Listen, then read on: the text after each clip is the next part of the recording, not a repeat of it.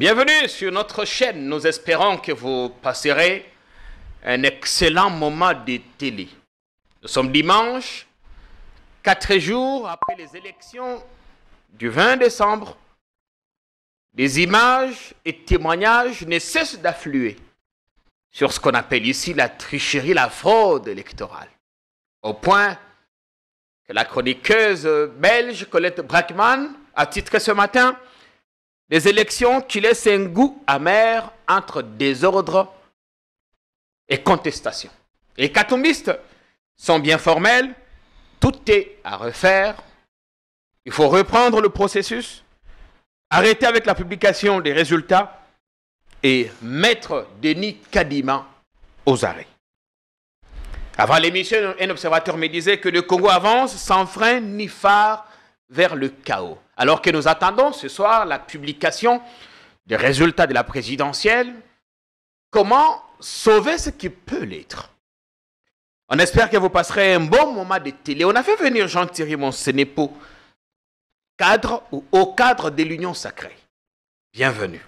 Merci Jean-Pierre. Bon dimanche, nos voeux les meilleurs. Merci pareillement à toute l'équipe. On est content de vous recevoir ici. Moi également, toujours fier de venir à ce beau plateau qui reste les seuls à être neutres. Bien, merci. On est content. On aurait bien voulu être là pendant la campagne, mais on était ailleurs. On a pu s'appeler quand même. Comment vous allez personnellement? Comment s'est passée votre campagne? Épuisé par la campagne, oui. Mais c'était un moment de plaisir inouï parce que nous avons eu l'occasion de rencontrer des Congolaises et des Congolais qui nous ont témoigné de leur amour, de leur affection.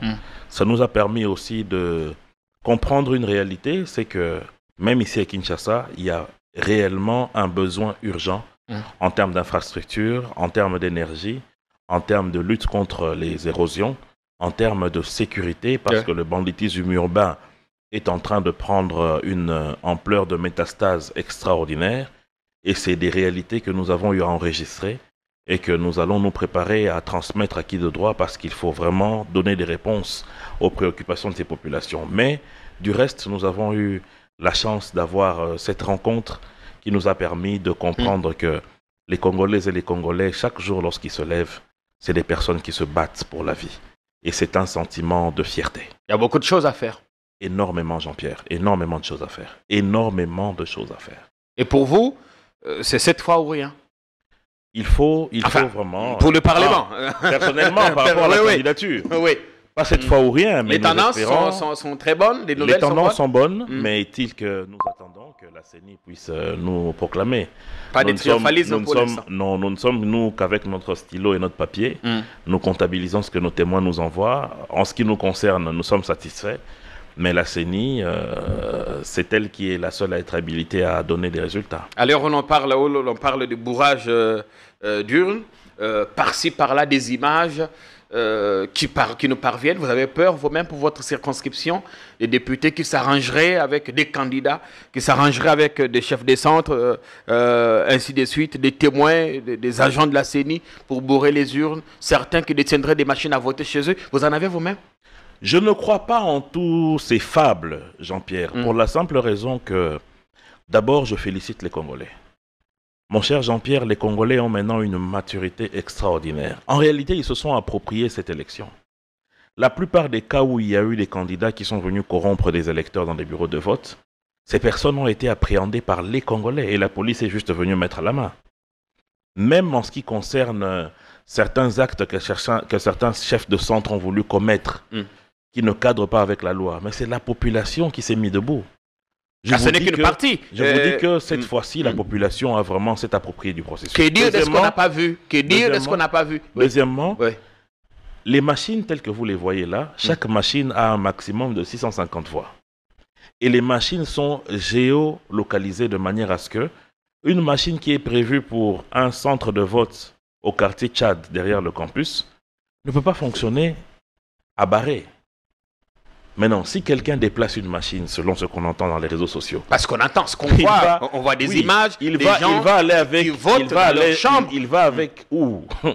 Il va avec où? Ça, c'est de 1.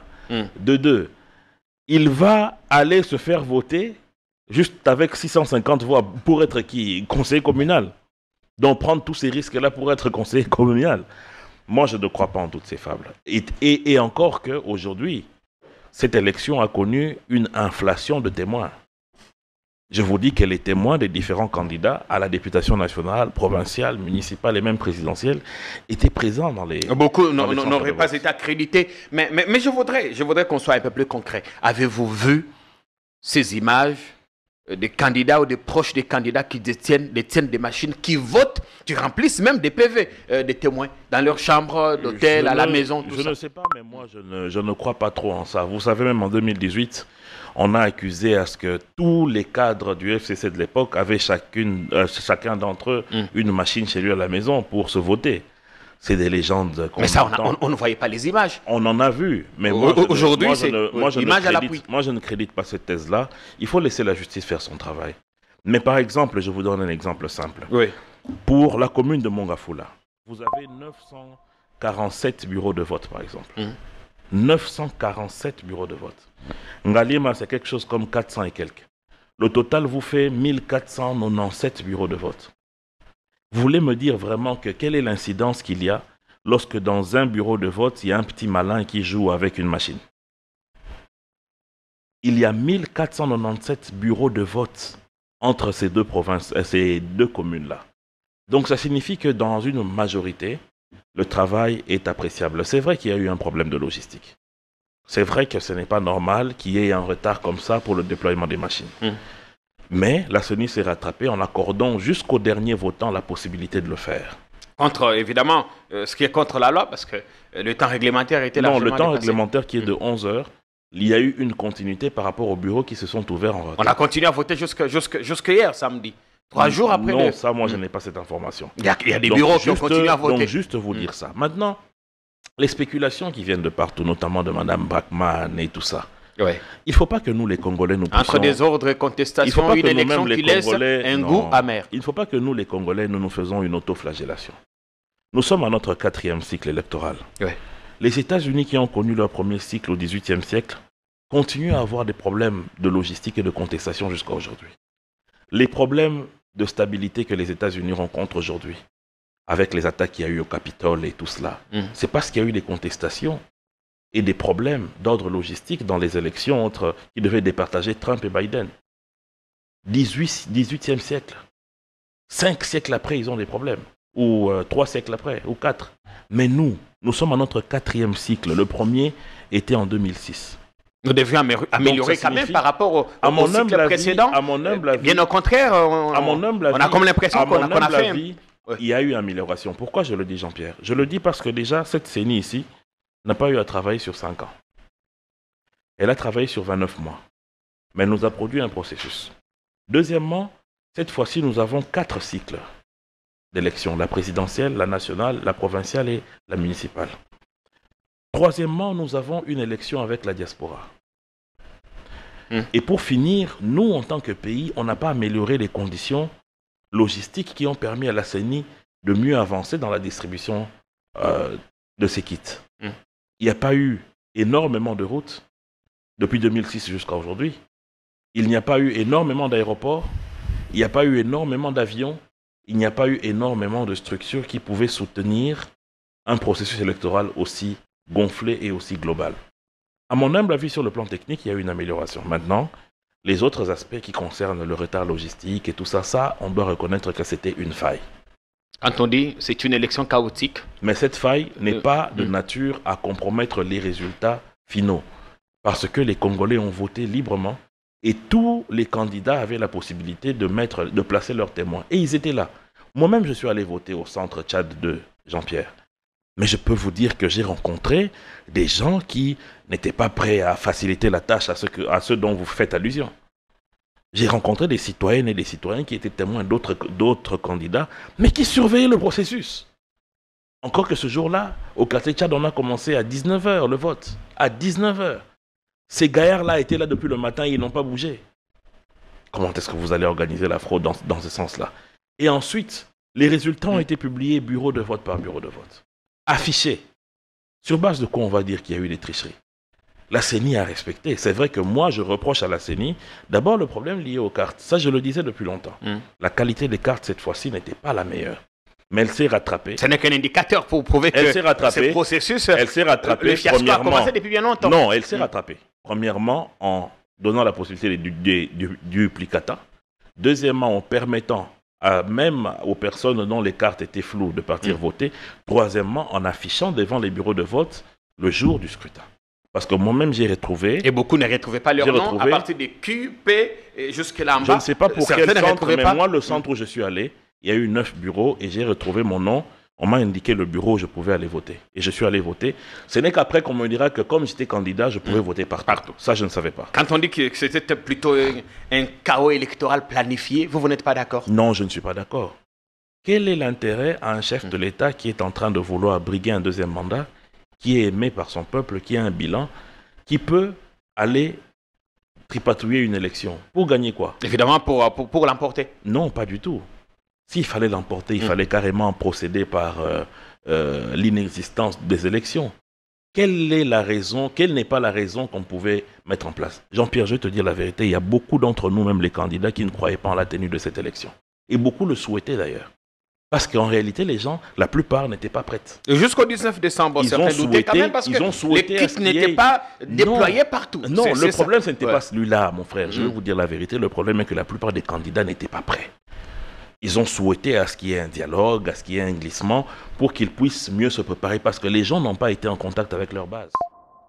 Ce qui fait que la plupart des candidats ne se sont arrêtés qu'à des affichages. Rares sont seuls et ceux qui sont allés rencontrer leur base. Y compris chez vous à l'Union Sacrée. Bien sûr. Dans tous les camps, il y a eu ce problème-là. Regardez même les candidats à la députation nationale et même provinciale de certains partis, tels qu'Ensemble. Ils ont commencé les affichages à la dernière semaine. À la dernière semaine. C'est parce que la plupart ne croyaient pas en la tenue des élections en date. Et maintenant... Oui, comment croire quand jusqu'à une semaine, la tenue des élections, la CENI a accusé un problème logistique, Jean-Pierre, c'est justement des avions qu'on commandait tantôt à l'Angola, à l'Égypte. C'est justement ce que moi j'appelle du fétichisme. Lorsque vous êtes dans un restaurant et que vous passez une commande pour un repas donné, est-ce que vous allez ensuite à la cuisine pour voir si le cuisinier a mal mis les oignons? Est-ce que réellement le rechaud là est à 100 degrés? Non, vous faites confiance en ce cuisinier-là. Nous, politiques, quel est le rôle que nous avons dans la technicité de la CENI? Aucun rôle.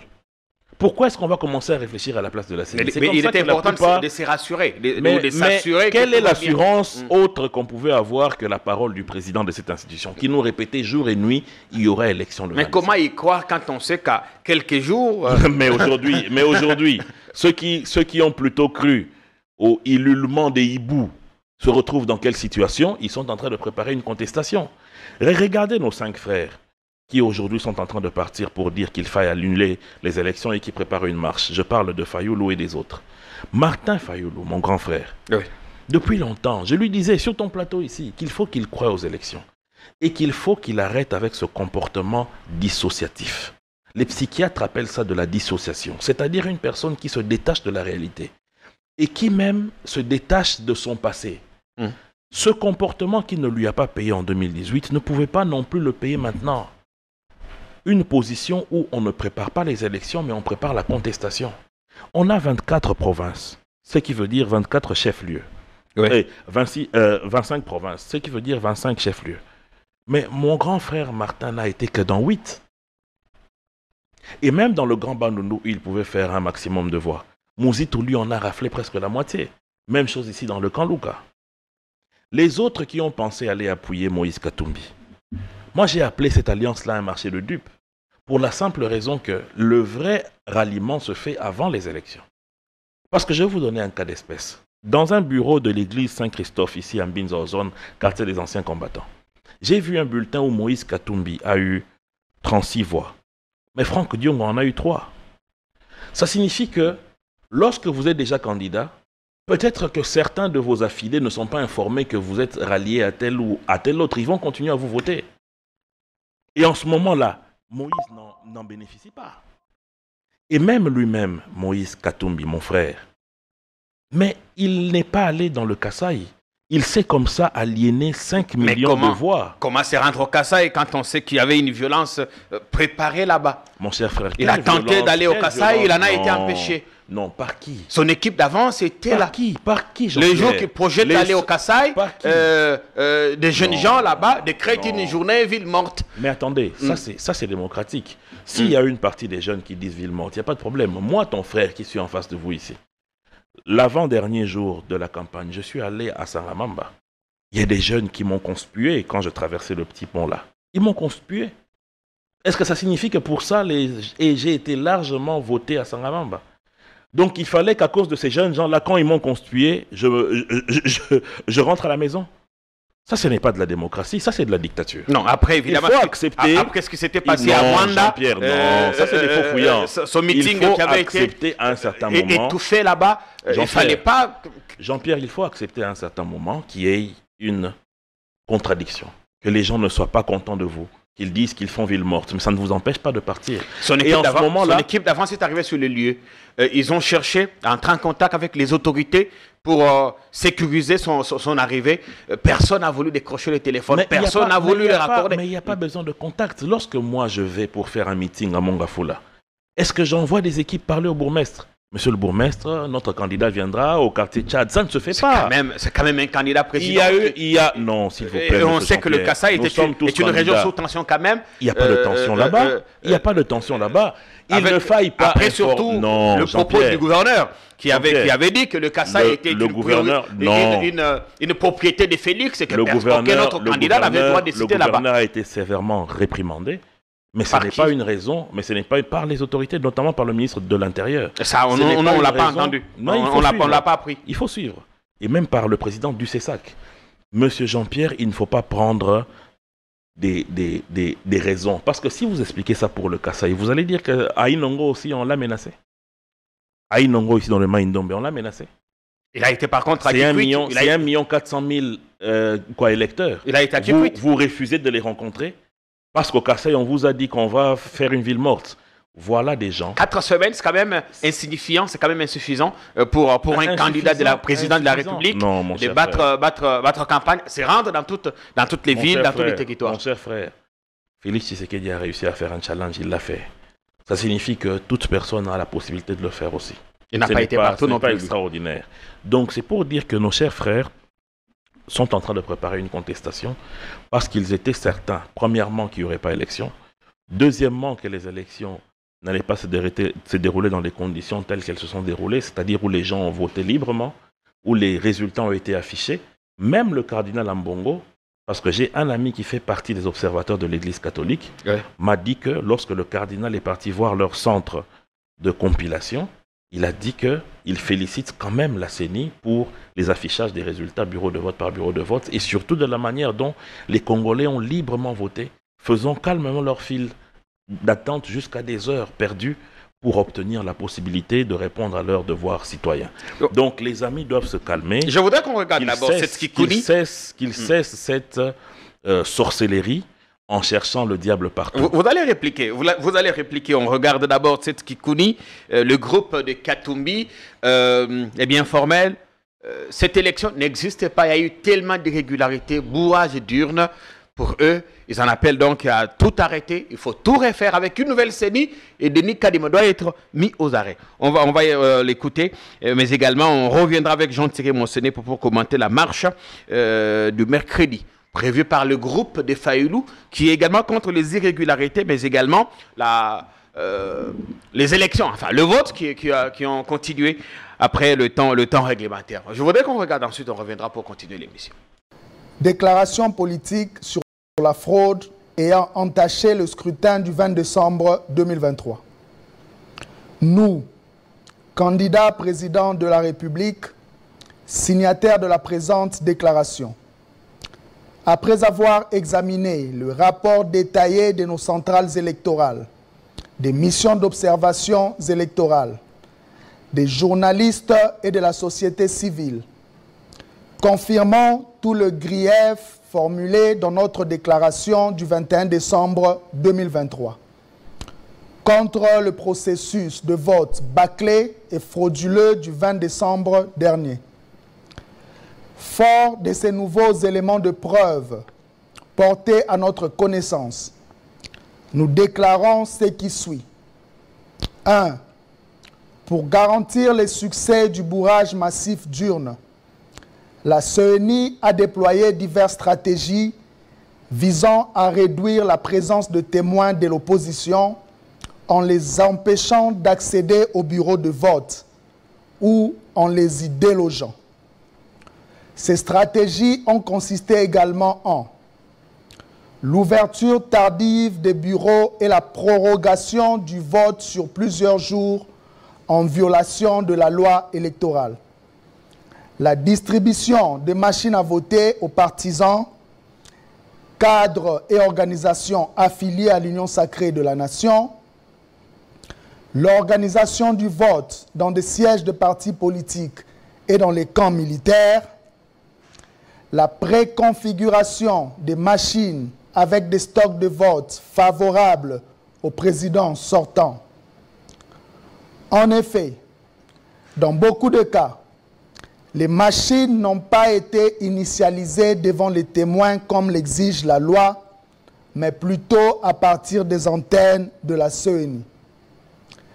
L'acceptation du vote sans carte d'électeur lisible, l'intimidation des électeurs par des militants du camp du président sortant dans plusieurs bureaux de vote à travers le pays, l'utilisation de méthodes de bourrage traditionnelles, d'énormes retards dans la livraison des ressources électorales pour limiter la participation au profit de la manipulation du processus de compilation des résultats, l'utilisation sur toute l'étendue du pays des urnes non scellées. 2. Ce système machiavélique de fraude planifiée a permis à la CENI d'imprimer de PV donnant faussement le président sortant vainqueur dans les zones où il n'a en réalité obtenu aucune voix. Dès lors, la publication des résultats, bureau de vote par bureau de vote, n'a plus aucune crédibilité. Elle devient théâtrale, le jeu ayant été faussé, les votes dépouillés et consignés sur le PV n'étant pas ceux exprimés par le peuple et l'intégrité de l'ensemble du processus compromis de manière irréversible. 3. Face à cette situation inacceptable, nous en appelons à l'annulation immédiate de ces élections chaotiques, entachées de fraude massive, telles que documentées par toutes les parties prenantes. Nous en appelons en outre à la démission immédiate du président de la CENI et sa mise en accusation, ainsi que les autres membres du bureau, pour avoir planifié et orchestré la pire fraude électorale que notre pays n'ait jamais connue et avoir privé des millions de Congolais de leur droit de vote. En conséquence, nous n'acceptons pas les simulacres des résultats qui seront issus de ces processus et des institutions qui en découleraient, en violation de l'esprit et de la lettre de la Constitution du 18 février 2006. Nous exhortons la population congolaise à se mobiliser massivement sur l'ensemble du territoire national pour défendre son droit de vote. Fête en République démocratique du Congo, le 23 décembre 2023. Avec comme signataires Franck Diongo Chamba, Moïse Katumbi Chapwe, Matata Ponyo Mapon, Delice Sanga Ipungu Dja Kaseng, Seth Kikuni Massoudi. Eh bien, c'était la Seth Kikuni qui parlait pour le compte de Moïse Katumbi, élection chaotique entachée des fraudes, annulation de scrutin. Il rejette le simulacre des résultats qui en sortiraient Il demande la mise en accusation de Kadima et consort Jean Tseke Mossédé. Vous avez la parole. C'est totalement ridicule que d'insulter ainsi tout un peuple qui s'est donné à un exercice démocratique et de manière massive. Oser dire ainsi parler au nom du peuple, c'est lui manquer totalement de respect. Et c'est ce qui a toujours manqué à cette frange de notre population qui se dit être des porte-paroles d'une population qu'elles-mêmes connaissent et qui ne font que taper à côté. Mon cher frère Jean-Pierre, lorsque l'on vient pour parler des cas aussi sérieux, d'abord, on ne fait pas ça dans un studio de télévision. Deuxièmement, au-delà du cadre qui n'est pas du tout solennel, il y a des faits que l'on épingle. On ne nous cite pas dans quel bureau de vote il y a eu de bourrage. On ne nous dit pas. Les images ont fait le tour. Mais attendez, c'est à travers le pays. Est-ce qu'un homme politique sérieux peut étayer son argumentaire sur des images qui circulent dans des réseaux sociaux? Un homme politique sérieux utilise des éléments scientifiques que ses témoins lui ont apportés, mon cher ami. Si je viens vous dire ici... Ils disent que leurs témoins, certains de leurs témoins n'ont pas été accrédités. Oui, bien sûr. Ont été chassés des bureaux de vote. Depuis longtemps, Jean-Pierre, je vous disais ici et ça fait que nos amis... montée. Je vous disais depuis longtemps que nos amis sont en train de préparer la contestation. Vous voyez aujourd'hui que nous sommes des prophètes. Ils ne se sont pas préparés aux élections. Lui-même, M. Seth, comment est-ce qu'il va prendre au sérieux ceux qui ont cru en lui, les quelques cinquantaines des gens qui l'ont accompagné le jour où il déposait sa candidature ici, pour aller se remettre entre les bras d'ensemble? Et aujourd'hui, il en devient porte-parole. Il n'est pas le premier, lui, il n'est pas l'unique, le premier à rallier notre candidat. On l'a vu par le passé pour d'autres cas. Il dit que ce document a été signé, entre autres, par Franck Diongo. Mais Franck Diongo a été rejeté même par les gens de son propre quartier, dans le quartier Cuba, dans le quartier des anciens combattants, pour des actes qu'il a eu à faire. Moi, j'ai des images où Franck Diongo déchire ma banderole. Est-ce qu'une personne comme ça peut parler au nom du peuple? On a aussi des images où on les voit molestés. Mais attendez, par un groupe de jeunes gens. Moi, je n'ai pas vu les images où les gens sont en train de le molester. Je l'ai vu dans une vidéo où il demandait pardon. Contraint de demander pardon. Je ne sais pas s'il y a une contrainte. Je l'ai vu libre en train de parler. Mais moi, j'ai les images où Franck Diongo déchire mon affiche. Revenons aux élections quand on parle des irrégularités. Il y a des gens qui n'ont pas qualité de parler au nom du peuple. Planifié pour donner la victoire au président sortant. S'il vous plaît, qu'on nous donne des éléments probants, qu'on nous dise que dans le bureau du quartier Ngomba Kikusa, bureau tel, à tel moment il y a eu ceci, à tel moment il y a eu cela. Matata, tout documenté avec pour Kindu, un candidat vice-ministre qui détiendrait des machines à vote chez lui à la maison. Oui, mais qu'il nous dise. En Bougimaï, à gauche, à droite, des accusations fusent de partout. Vous êtes, comme moi, suffisamment intellectuel, intelligent. Nos populations qui nous suivent ne sont pas idiotes pour qu'on vienne comme ça leur raconter des histoires que, vous savez, dans l'enfer, il y a des méchants, il y a des bons. Oui, ça on sait. Mais dites-nous clairement, c'est tel vice-ministre à telle adresse qui avait telle machine. Devant les cours et tribunaux, vous allez partir avec ce brûlot-là de papier où vous faites votre chapelet de mauvaises intentions. Et les gens vont vous prendre au sérieux. C'est quand même la pire des élections, Jean-Thierry. En quoi, Jean-Pierre? On est tous d'accord qu'il y a eu un problème logistique. Et j'étais le premier à le dire quand je suis venu dans votre plateau ici. Mais de là à remettre en question le processus tel qu'il s'est passé, et même de rejeter les résultats, cela n'est que de la mauvaise foi. Parce que je reviens, et je le dirai toujours, M. Jean-Pierre, qu'on nous apporte des éléments scientifiques. Devant un juge, vous allez venir devant le juge pour dire que nous attaquons la CENI pour le bourrage des urnes. Ok, où? Voyez les images que j'ai eues sur WhatsApp. Est-ce qu'on va vous prendre au sérieux? Qui peut vous prendre au sérieux? C'est comme ça que les amis se préparent plutôt à aller se répandre dans les médias internationaux pour continuer à réciter ces chapelets négatifs, sans éléments. Ils vont se répandre sur France 24, sur RFI comme d'habitude, pour salir le pays, pour salir les institutions du pays, mais sans éléments scientifiques, sans dire avec exactitude que à Ilombe-Moké, bureau tel, il y a eu bourrage des urnes avec tel élément, tel élément. Ils n'ont même pas déployé des témoins suffisamment. Sur les 1497 témoins ici, que M. Kikouni nous dise combien il a, lui, déployé. Combien? Qu'ils nous disent. Combien il a déployé C'est facile de dire la CENI n'a pas crédité. Ça, c'est facile de dire. Ouais.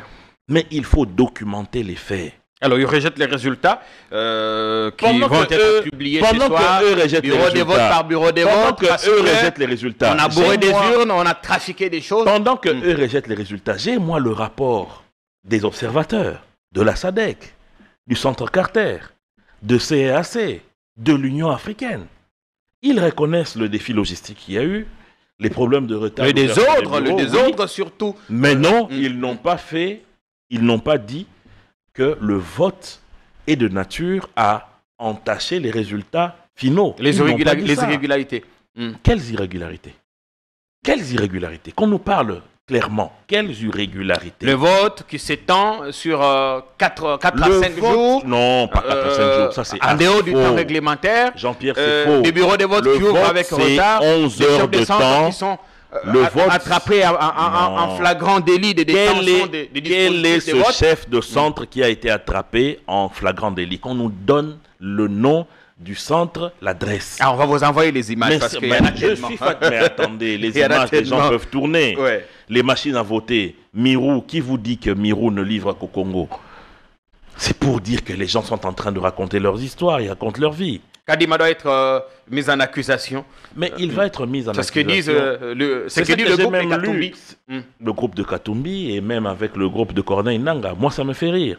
Nanga ne peut pas dire ça. On va parler de Nanga. Nanga ici a fait une élection en 2018 dans certains coins de ce pays, notamment au centre de Kempimpi, dans le Maïndombe. Les gens ont voté jusqu'au lendemain parce que les machines sont arrivées à 17h en 2018. Mais n'est-ce pas lui qui a dit que c'était la meilleure élection? Avec Kadima, on a continué à voter jusqu'à samedi. Mais parce qu'il faut... Non, c'est faux. Parce qu'il faut 11 heures de vote à partir de l'ouverture du bureau. Et les ouvertures ont été réalisées le 20 décembre. Donc il ne faut pas que les gens nous racontent des histoires. Donc vous dites S'il que y a des Kadima faits- a réussi un exploit, c'est ça? Pour moi, c'est un exploit, Jean-Pierre. Cette CENI a été montée non pas sur 5 ans, mais sur 2 ans et demi. Aucune CENI n'a mis 5 Cette ans CENI quand même parce que cette CENI ils arrivent toujours en retard. Cette CENI va nous le temps des produire... conciliabule. Cette CENI va nous produire des députés nationaux, provinciaux et même les conseils municipaux. C'est qu'on a tenté de faire depuis 2011 jusqu'à aujourd'hui, 2006 d'ailleurs. On n'a pas réussi à le faire. Mais on a réussi à le faire cette fois-ci. On n'a pas réussi à faire voter la diaspora. Mais cette fois-ci, Kadima a réussi à le faire. Les problèmes liés au retard de l'ouverture des bureaux, moi-même, je suis vraiment en train de condamner la CENI pour ça, parce que j'ai eu à perdre certaines voix, parce que dans certains coins où les gens sont habitués aux travaux champêtres, ils ne pouvaient pas rester jusque très tard, parce que c'est à 5 heures qu'ils vont dans les champs. Donc ça nous a fait perdre aussi des On plumes. a organisé les choses dans la précipitation. Ça aurait été mieux que l'on reporta Non, Jean-Pierre. ces élections Jean-Pierre, d'une semaine ou de deux, le temps de bien faire les Jean-Pierre, choses. Mais ces méchantes personnes qui cherchent à déstabiliser le pays, ils n'attendaient que ça. Un report même d'1 heure pour qu'ils trouvent toutes les raisons du monde pour déstabiliser le Congo. L'amour que vous avez pour ce pays, et moi et nos compatriotes qui nous suivent, ce n'est pas partagé par tout le monde. Il y a de ceux qui ne cherchent que des raisons à déstabiliser le pays. Pas pour le bien du peuple, non, pas pour le bien du peuple, mais pour leur propre bien, pour des besoins purement et simplement égoïstes, Jean-Pierre. Malheureusement. Alors, la publication des résultats maintenant. On commence par la diaspora avec Félix Okukarakol, 80,99% des voix, 4294, enfin devant Katumbi, Fayulu et les autres. On dit que c'est une stratégie de manipulation psychologique, montrer que Tshisekedi est aimé dans la diaspora et comme ça, on va orchestrer la même situation au pays. Non, ça n'a rien à voir. Les élections à la diaspora sont faciles à comptabiliser, vu le nombre des électeurs. Et les autres ont été distraits. Nos frères n'ont pas battu campagne auprès de la diaspora. Nous, l'Union Sacrée, on l'a fait. Il y a eu des cadres de l'Union Sacrée qui se sont déplacés vers cette diaspora pour leur parler du programme du chef de l'État et de la consolidation des acquis. Le prof Mbata s'est rendu à l'espace Schengen, il s'est rendu en Afrique du Sud pour parler à nos compatriotes de l'étranger qui devaient voter. Mais ce n'est pas le cas avec les autres candidats. Ce n'est pas le cas avec les autres candidats qui, comme je le dis, Jean-Pierre, étaient en train de préparer la contestation. Mais dans et tous les vous cas, allez voir dans les prochains jours, ils vont se déployer sur RFI, France 24, comme d'habitude, au lieu de venir sur le plateau de Jean-Pierre. Parce qu'ils savent que vous allez leur poser des questions réelles. Ah, Seth Kikuni viendra ici, évidemment. On l'espère bien. On l'espère bien. Mais la diaspora, ça fait quand même 0,1% quand même. Hein. Oui, mais c'est quelque chose. Même la voix d'un seul Congolais. C'est ça que moi, c'est là où je dis que dire que les gens de Inongo ne valent pas, on ne vient pas les voir, justifier le fait de ne pas aller dans le Grand Kasaï, c'est bien, mais même une seule voix, elle est importante. Il y avait des tensions là-bas pour le. Même vous insistez sur les Kasaï. Il y avait des tensions, voix. Il ne fallait non, pas qu'il y ait mort d'homme là-bas. Quelles tensions? Des tensions présumées ne sont que des raisons pour ne pas aller affronter la réalité. On a vu des gens faire des vidéos et dire Katumbi, tu n'es pas les bienvenus ici.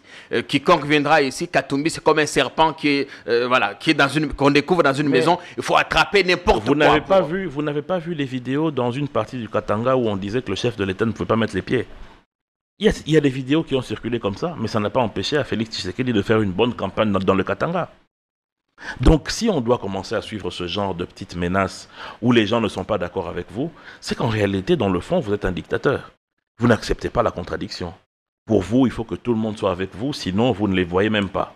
Et vous espérez vraiment représenter un peuple dans cette façon de penser-là. Oui, parce que dans cette campagne, un de ses proches est mort à Kindu. Nous ne pouvons que regretter cela. À Mwanda, moi-même, j'ai eu un choc en fuyant parce que son meeting a été attaqué par un groupe de badauds. Et je pense qu'il faut que la justice, et c'est déjà le cas, se saisisse de ce dossier. Ce n'est pas normal que pendant une campagne électorale, qu'il y ait ce genre de violence. Seuls les candidats de l'Union sacrée ont pu circuler partout sans être inquiétés. Ce que vous dites est faux. Vous avez suivi ce qui est arrivé à notre frère Dani Banza dans le Katanga. Il a été même évacué par un hélicoptère. C'est des choses qui arrivent en démocratie. Donc on ne peut pas dire que je ne viendrai pas vous voir parce qu'il y a 2 garçons qui dans les réseaux sociaux m'ont insulté. C'est ridicule. C'est ridicule. Si ça a été le cas dans le Kasaï, admettons. Mais Mayaï Nongo ici chez moi, pourquoi il n'est pas venu? Là aussi, il y a eu des garçons qui lui ont dit qu'on ne t'aime pas. C'est pas une raison, mon frère. Mais ensuite, vous allez prétendre gagner, mais gagner sur base de quoi? Parce que ces gens-là, vous leur dites déjà que je ne me reconnais pas en vous.